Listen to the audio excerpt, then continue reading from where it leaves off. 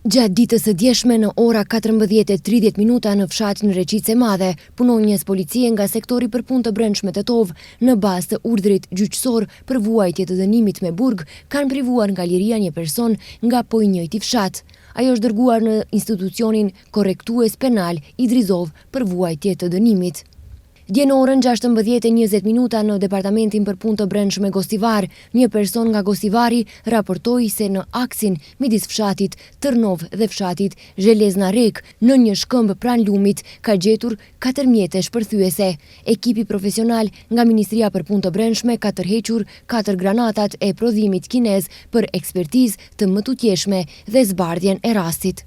Dje në ora 20 në vendbanimin Hanet e Mavrovës, punonjës policie nga stacioni policor Mavrov kanë privuar nga liria 2 personat nga Shkupi, të cilët po transportoheshin me automjetin pasager Golf me targa të Shkupit.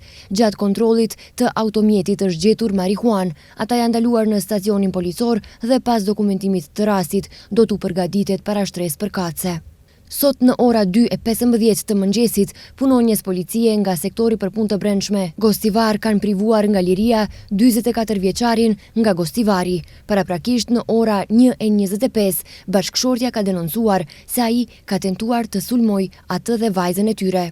Dje në ora 20:15 në sektorin për punë të brendshme Tetov, një e punësuar në bastore sportive në Tetov nga fshati Bellovisht raportoi se një person nga Tetova është sjellë në mënyrë agresive dhe ka kërcënuar punonjësen, pas të cilës ka thyer xhamin e pultit.